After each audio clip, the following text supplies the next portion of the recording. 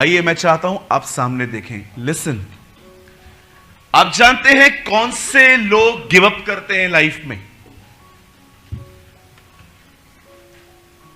यह बिल्कुल हो सकता है कि आप यहां पर बैठे हुए हैं लेकिन मन में हारे हुए व्यक्ति। कोई नई आइडिया नहीं आती आपको, कुछ भी नया करने का मन नहीं करता। कुछ करने से पहले ही आपके अंदर ऐसे ख्याल आते हैं, कुछ नहीं होना मेरा, मुझे ऐसे ही जिंदगी जीनी है। इसे कहते हैं एक हारा हुआ मन। बाइबल बताती है गोलियत को देखकर शाऊल का मन कच्चा हो जाता था। आप जानते हैं आज हम क्यों ऐसे हैं? हम बहुत जल्दी गिव अप कर लेते हैं।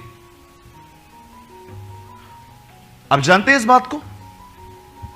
हमारे गिव अप करने का, हमारा हियाव टूटने का सबसे बड़ा कारण यह है क्योंकि हमें धीरज नहीं है, हमें पेशेंस नहीं है। और हमें पेशेंस इसीलिए नहीं है क्योंकि हम तकलीफ में शांत नहीं बैठते। हम अपने हाथ पैर मारते रहते हैं चीजों को ठीक करने के लिए। आपने देखा है क्यों लोग नौकरी पे जाके मैच्योर बन जाते हैं? क्योंकि उनमें धीरज आना शुरू हो जाता है। आप देखिए, हमारे घर के अंदर अगर हमें कोई 2 लफ्ज कह दे, हम उनको 4 लफ्ज सुना देते हैं, लेकिन नौकरी में आप क्यों नहीं सुना सकते? बॉस आपको क्या कुछ नहीं बोलता, कभी कभी वो हमें गाली भी देते थे, लेकिन फिर भी हम सहते थे। क्यों? क्योंकि हमें पैसों की जरूरत थी। आप जानते हो, इसीलिए मैं अपने कलीसिया के अंदर हर एक को उत्साहित करता हूं, काम करो, नौकरी करो। यीशु के सारे चेले काम करने वाले थे। मैंने काम किया है, आपके पास्टर ने काम किया है। आज भी अगर मुझे अपने काम से कॉल आता है, मैं जाता हूं, मुझे जाना पड़ता है। बहुत बार हमारे अंदर धीरज ना होने के कारण हम चीजों को क्विट कर देते हैं। यहां पर बाइबल बताती है तुम्हें धीरज करना बहुत जरूरी है। घाई घाई के अंदर लोग ऐसे निर्णय ले लेते हैं। मैं सच कहता हूं, एक दिन जानते हैं क्या हुआ? मैं सीएसटी पे खड़ा था शाम के टाइम पे। आपको पता है इतना सामने शाम को कितना रश होता है, ट्रेन कैच करना ही अपने आप में बड़ा चैलेंज होता है शाम के। मैंने बहुत देखा, मैं भीड़ को देख रहा था, तब मैंने अपने दोस्त को कहा, यार एक काम करते हैं, ये ट्रेन जाने दे, इसके बाद वाला पकड़ेंगे। हम लोग 5 मिनट ट्रेन आने के बाद, आप जानते हो सीएसटी में हर 2 मिनट में ट्रेन आती है, 2 या 3 मिनट में। ये लोग चढ़ गए और मैं साइड में खड़ा था और मैं लोगों को देख रहा था। आप बिलीव कीजिए, ये पूरे गए, पूरा खाली हो गया। अब मैंने बोला अभी तो टेंशन ही नहीं है, अभी दूसरा आएगा, मैं फर्स्ट क्लास में चढ़ेगा। आप बिलीव कीजिए 2 मिनट में दूसरी ट्रेन आने वाली थी, उतनी पब्लिक फिर आ गई। मैंने बोला यार एक काम करते हैं, ये भी जानने दे। मेरे दोस्त ने बोला क्या परसों चलेगा क्या घर पे तू? मैं एक बात सोच रहा था, जो चढ़ रहे हैं वो कैसे चढ़ रहे हैं? तब मैंने अपने आप में एक बात सोची, मेरी सोच कितनी धोखेबाज है यार। सब चढ़ रहे हैं, धक्के मार के चढ़ जाते हैं, लेकिन हम हारे हुए लोग खड़े। आपको पता है क्यों? क्योंकि सोच हारी हुई है। मेरे दोस्त ने मुझे ऐसा बोला ब्रदर कभी चलना है? परसों चले। उसने बोला सामने होटल है, एक रूम बुक करवा देता हूं, 2 दिन रह लेते हैं, तीसरे दिन कोई ना कोई मरेगा, महाराष्ट्र बंद होगा, फिर चलेंगे। मैंने बोला क्या बोल रहा है तू? बोला यार क्या कर रहा है तू, 3 ट्रेन गई है। मैंने बोला चल यार चढ़ते हैं। आप बिलीव कीजिए, मैं चढ़ गया, मुझे सीट मिली, और आप बिलीव नहीं करेंगे मुझे विंडो सीट मिली। मैं सोच रहा था यार, और मेरा दोस्त बड़ा मैच्योर था, वो सामने बैठा था।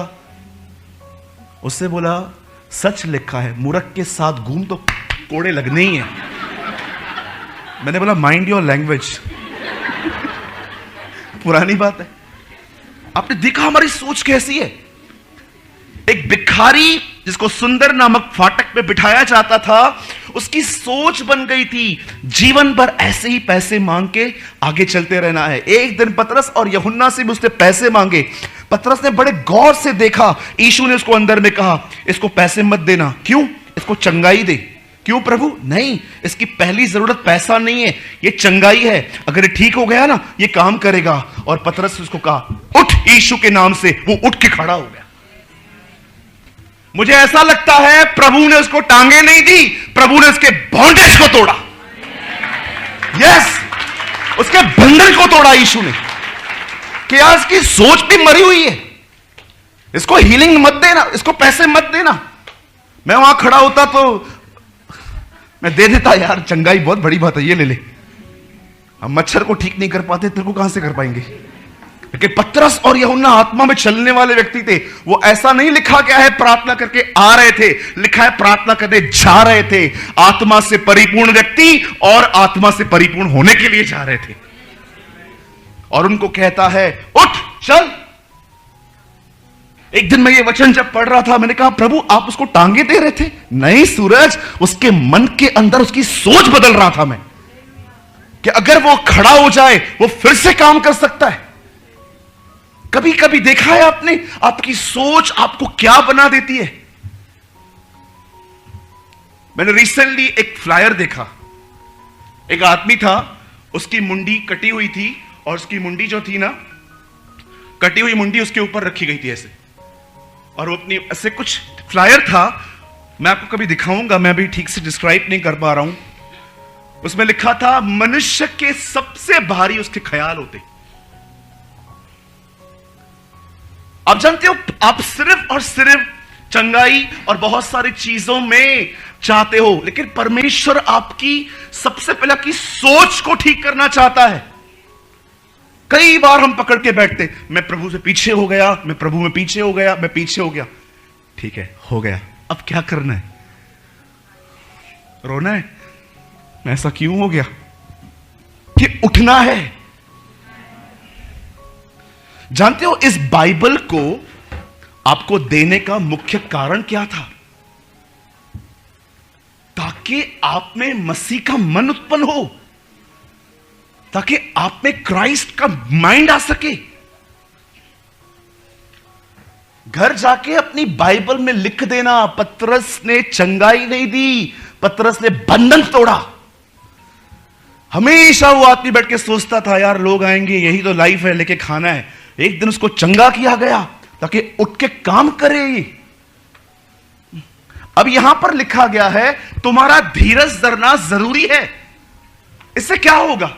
रीड अगेन ब्रदर, थोड़ा आगे जाइए अभी। क्योंकि अब बहुत ही थोड़ा समय है। ना वही वचन, तुम्हारा धीरज धरना आवश्यक है। उसके आगे, ताकि परमेश्वर की सुनिए, ताकि मतलब इससे जुड़ा हुआ है वो, ताकि परमेश्वर की इच्छा को ताकि परमेश्वर की इच्छा को पूरी करके तुम प्रतिज्ञा का फल पाओ। प्रतिज्ञा का फल पाओ। जिस व्यक्ति में धीरज नहीं है, वो कभी प्रभु की मर्जी भी नहीं पूरी कर पाएगा।